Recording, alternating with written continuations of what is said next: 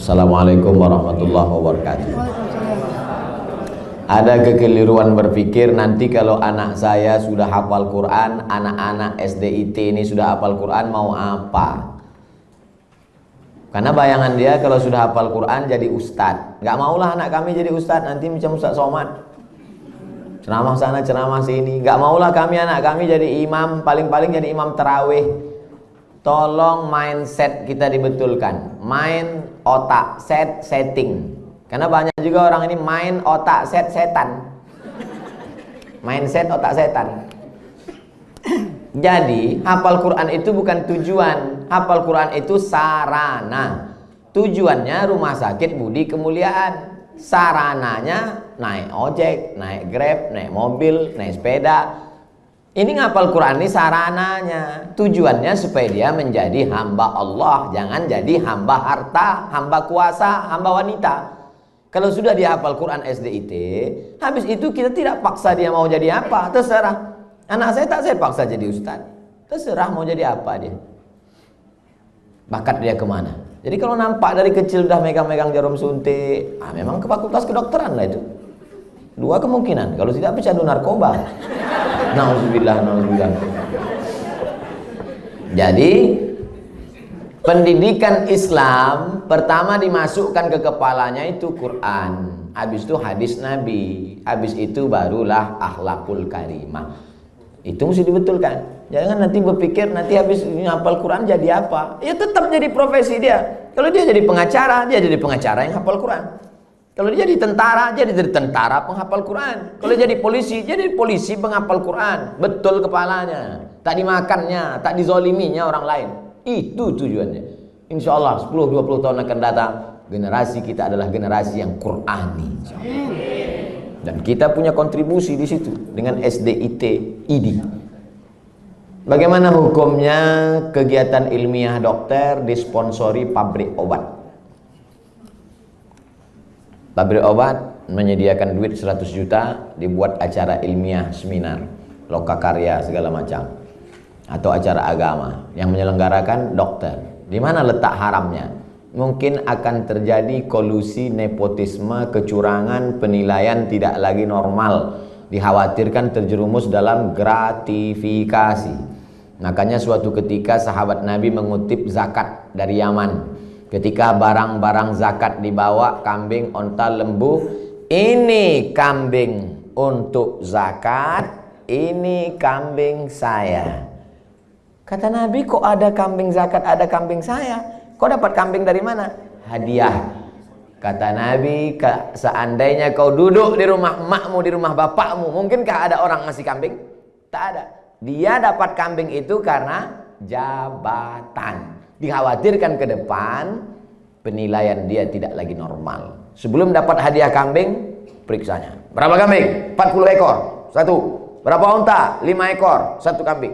Tapi setelah dapat hadiah, mulai tak normal lagi. Berapa? Mau kasihlah, nggak kasih nggak apa-apa. Makanya segala penilaian kalau sudah datang ke Indonesia rusak. Tim-tim independen penilaian rusak gara-gara gratifikasi. Dibuka atas, pertama kali datang tegas, berapa ruangan, berapa ini, berapa ini. Begitu dapat lempuk durian, gratifikasi merusak. Jadi kalau masuk dia dalam kelompok gratifikasi bisa haram.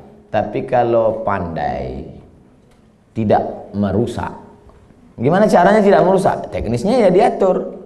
Ini ada sekelompok orang yang menerima dan dia bukan tim penilai, dia bukan tim pemeriksa, dia tidak ada kait-mengait dengan keputusan dan dapat, kalau bisa disiasati, laksanakan. Tapi kalau merusak etos kerja, masuk dalam kategori riswah sogok, la'ana Rasulullah SAW ar-rashi wal murtashi, yang menerima sogok, yang mendapat sogok, maka dilaknat Allah Subhanahu wa ta'ala.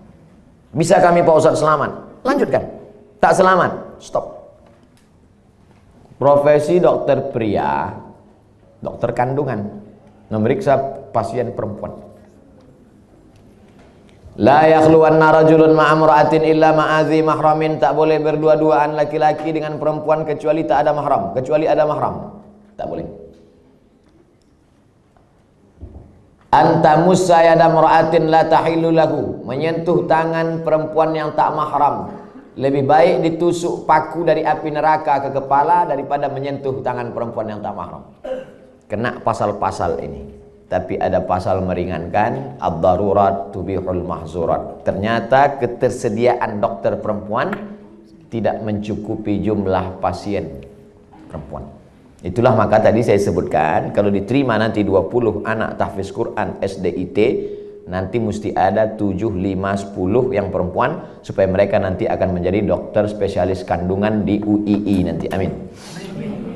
Supaya mereka lah yang akan nanti menutupi ketersediaan SPOG, spesialis obgyn dokter perempuan. Karena kalau tidak, khawatir kita akan terjerumus. Tapi bapak-bapak yang spesialis kandungan, karena sekarang tidak terpenuhi, masuk kategori darurat. Saya sampai sekarang belum tahu survei berapa untuk kota provinsi. Terlalu besar mungkin untuk Indonesia, Provinsi Kepulauan Riau, Kota Batam saja. Berapa dokter SPOG perempuan, berapa yang laki-laki, berapa yang hamil perempuan, memanglah perempuan tuh hamil.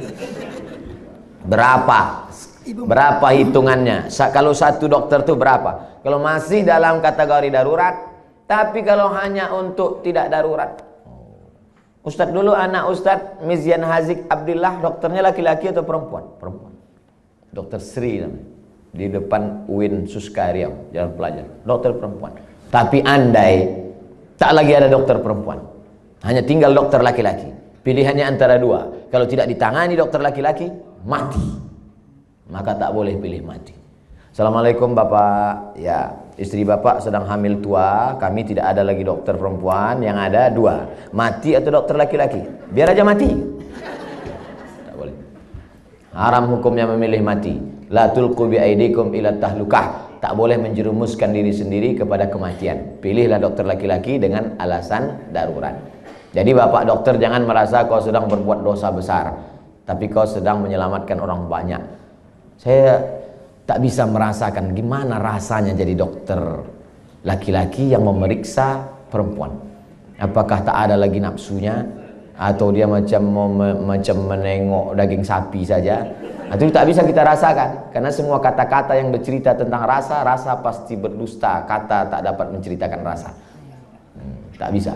Oleh sebab itu, kalau ada terlintas di hati Bapak macam-macam sambil memeriksa itu, banyak-banyaklah istighfar. Astaghfirullah. Banyak minta ampun, sholat sunat supaya hati terjaga. Tapi yakinkan bahwa perbuatan Bapak bukan dosa. Jelas jawaban saya?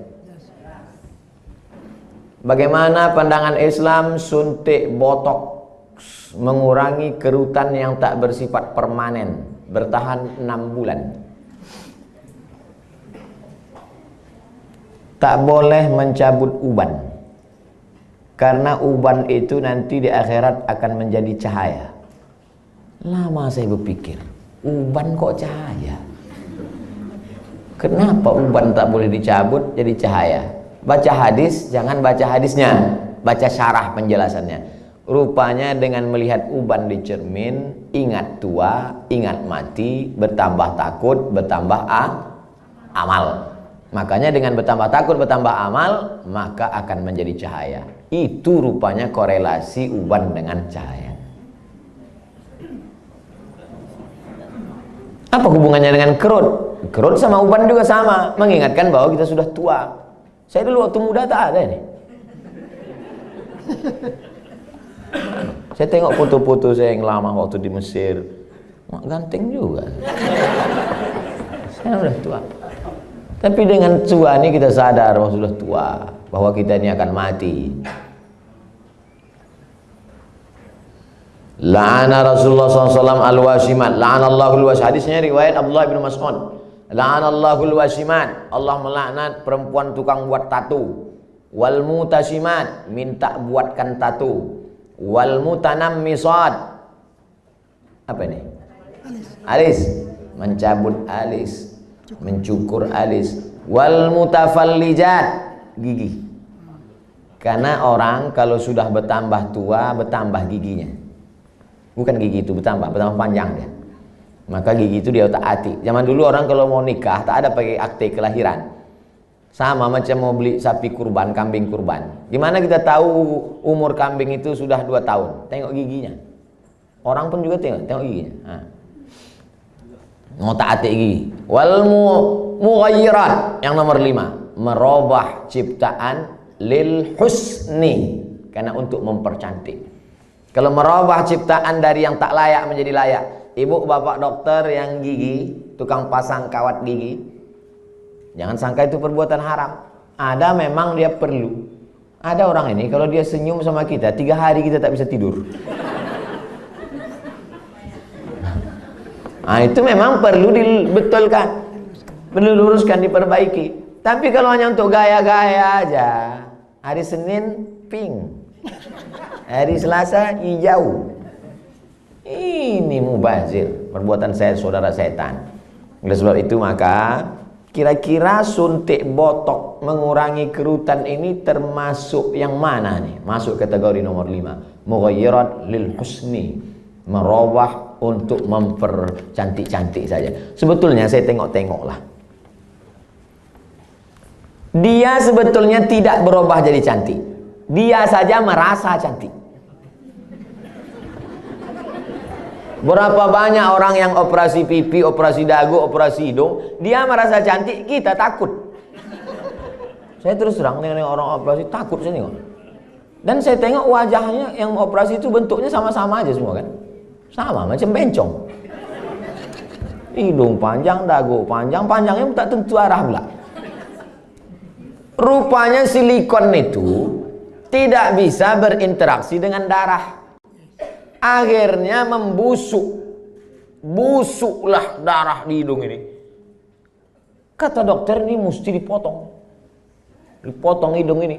Alhamdulillah ada terapi lintah. Akhirnya digantungkanlah lintah. Digantungkanlah lintah di sini. Untuk menyedot nanah tadi. Biasanya kalau kulit kita digantungkan lintah, itu 1 hari lintah itu bisa tahan nyaman. Tapi pas ditempelkan ke hidung, asal tempel jatuh. Asal tempel jatuh, kata lintah. Lintah pun tak mau. Terapi lintah. Bayangkan itu lintah. Yang mau lintah darat aja yang mau. Saking kan busuknya hidung yang gara-gara silikon tadi. Wala udhillannahum, aku sesatkan mereka, kata setan.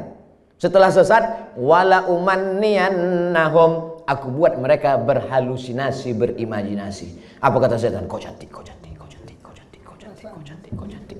Dia saja merasa cantik. Orang merasa ngeri. Hai yang asik dibuat setan operasi, sesungguhnya kau saja yang merasa cantik, sesungguhnya orang merasa ngeri. Tapi orang nggak jujur. Gimana Jeng? Aku kelihatan cantik gak? Wow, amazing. Padahal dalam hatinya macam hantu gue tengok. Baru dijawab, udah datang pertanyaan. Suntik filler untuk memancungkan hidung dan melancipkan dagu yang bersifat tak permanen 6 bulan. Tak permanen kata engkau. Siapa yakin malaikat maut tak datang dalam 6 bulan? Begitu lancip, cip, mati. Permanen kau.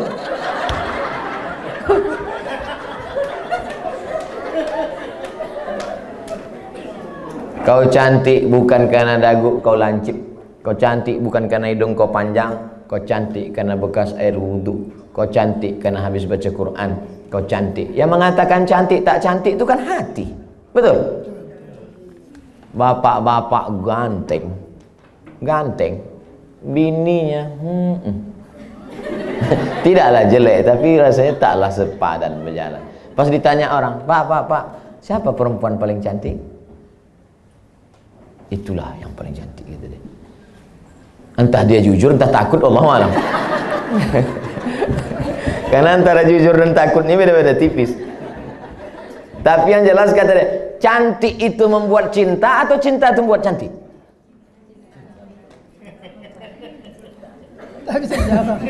Gara-gara cinta itulah orang menjadi cantik.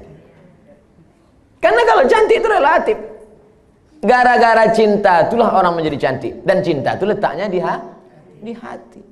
Kalau sudah ibu sentuh hati bapak itu, tak perlu dagu ibu lancip. Macam dagu kambing pun cantik ibu tengok. Kalau dipeturutkan ini, oh makin tua makin berkerut, tambah lagi.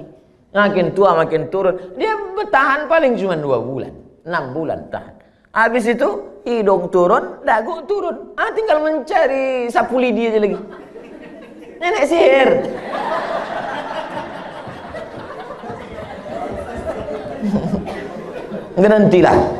Berhenti. Usah dipeturutkan ajakan setan ini. Yang mengerjakannya gimana, Pak Ustaz? Kalau perbuatan itu haram, maka yang melakukannya pun ikut haram. Orang yang memberikan fasilitasnya pun ikut haram. Maka terjerumus dalam perbuatan haram kolektif. Saya kan cuma jual khamar. Saya nggak ada ngajak dia minum khamar. Saya cuma jual aja Pak Ustadz. Penjualnya ikut kena, pembawanya ikut kena. Khamar itu 6 ikut kena. Penjualnya, pembelinya, yang menuangkannya ikut semua. Supirnya ikut kena. Security-nya ikut kena. Tarik benang untuk meniruskan pipi, bertahan setahun, masuk pasal 5 semua. Jadi Islam itu unik hebatnya, dia tidak menyebutkan 1, 2, 3, tapi menyebutkan secara umum dan terkait. Mukjizat ini Nabi disebut punya jawami'ul kalim. Kalimatnya singkat tapi makna pada sampai hari ini bermakna. Apapun namanya, yang merubah ciptaan Allah bukan karena darurat, bukan karena tak layak. Merubah yang tak normal menjadi normal boleh. Yang sudah normal dia taati menjadi abnormal. Nauzubillah. Bapak mesti siap menerima bunga yang layu. Karena tabiat bunga pasti layu, kecuali bunga plastik. Nah, itulah maka sekarang banyak perempuan yang mau jadi plastik. Dokter anak, sunat perempuan bagaimana hukumnya Pak Ustaz? Anak saya laki-laki, keponakan saya perempuan. Kata saya kepada adik saya, kau cari, kalau tak mau dokter di rumah sakit itu menyunat keponakan saya, cari bidan kampung yang mau menyunat.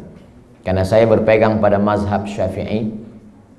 Ada mazhab yang mengatakan sunat tak perlu. Mazhab Hanafi, Maliki, Hambali mengatakan sunat bagi perempuan itu tidak wajib.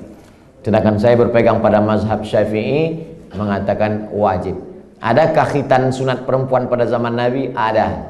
Nabi mengatakan kepada si perempuan itu, kau potong tapi jangan terlalu banyak. Maaf, na'udzubillah, hari ini bisa menyebabkan frigid dan lain sebagainya. Tapi rupanya manfaat lain dari memotong khitan pada perempuan itu adalah meminimalisir libido seksual. Begitu kata ulama-ulama dulu.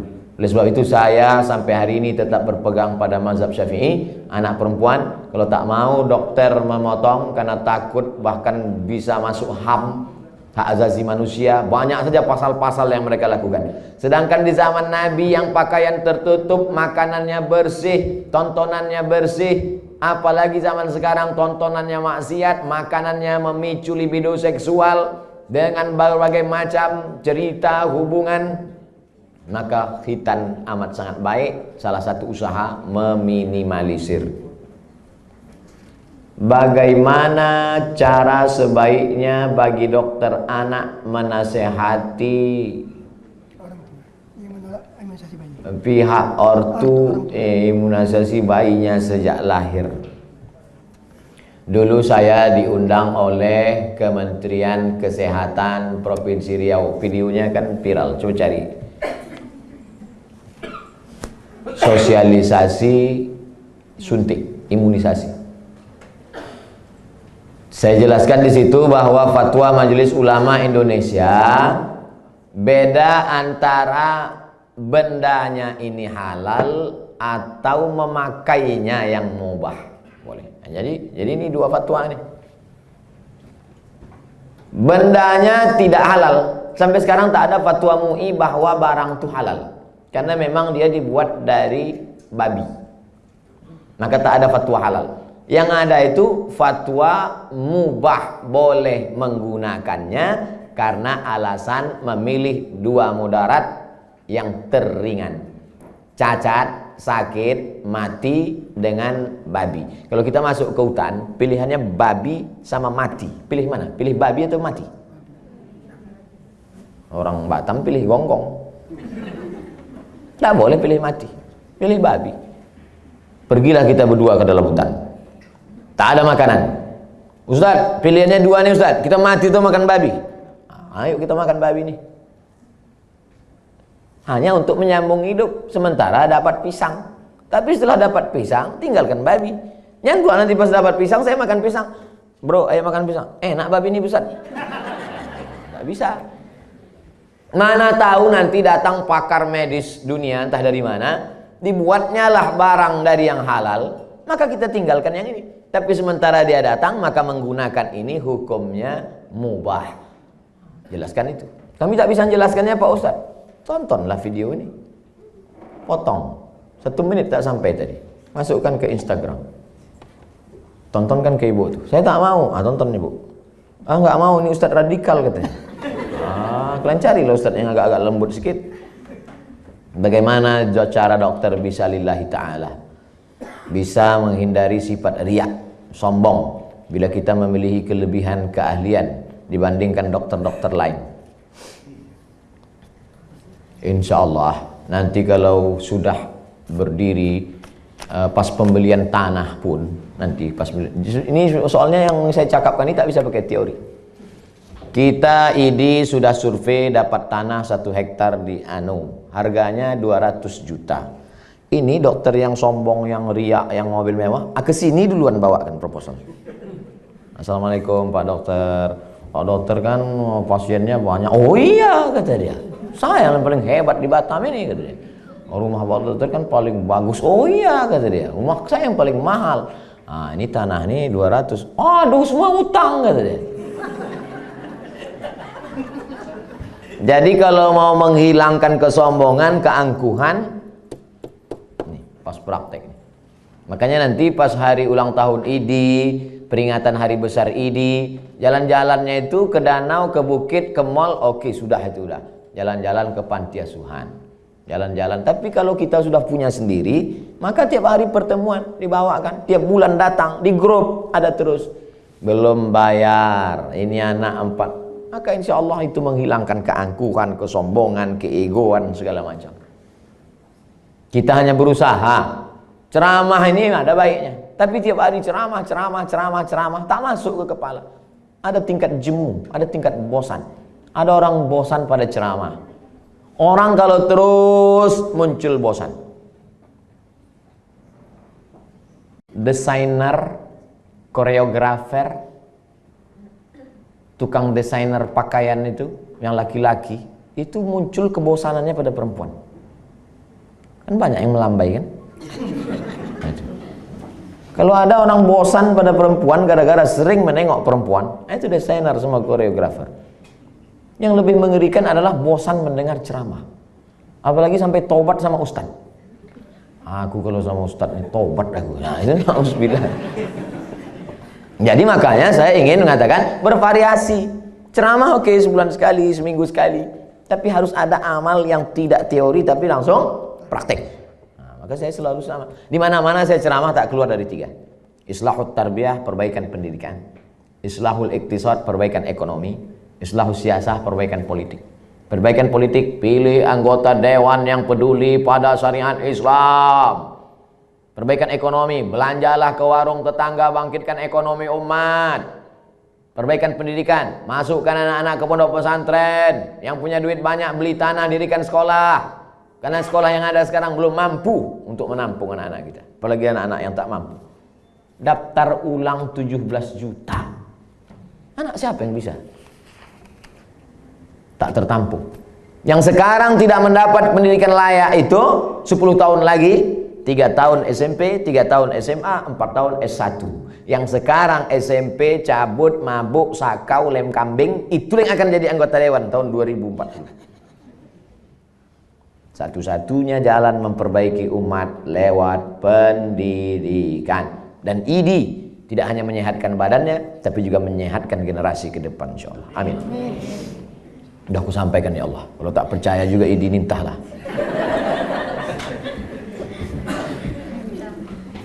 Dah habis pertanyaan. Habis. Terima kasih atas segala perhatian Bapak dan Ibu.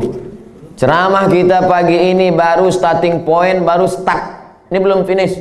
Ini baru garis start. Usaha kita ke depan. Masih, saya tak bisa mengontrol. Bapak Ibu lah saling tolong menolong. Mudah-mudahan kita tetap saling tolong menolong dalam kebaikan dan ketakwaan kepada Allah. Tapi kita tak bisa guna apa-apa selain pertolongan Allah. Mari kita sama-sama berdoa ala hazihin niyah, untuk niat yang baik ini supaya Allah sampaikan dengan kemuliaan surat Al-Fatihah.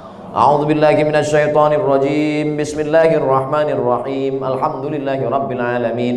Ar-Rahmanir Rahim. Maliki yaumiddin. Iyyaka na'budu wa iyyaka nasta'in. Ihdinas siratal mustaqim, siratal ladzina an'amta 'alaihim ghairil maghdubi 'alaihim waladdallin. Amin. Allahumma shalli ala sayyidina Muhammad wa ala ali sayyidina Muhammad. Allahumma inna nas'aluka bisirril Fatihah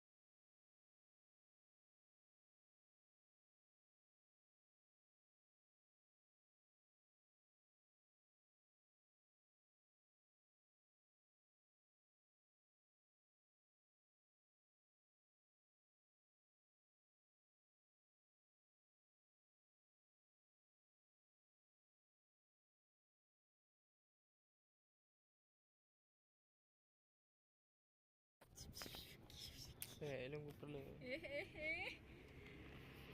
Siap. Cara menikmati sunset.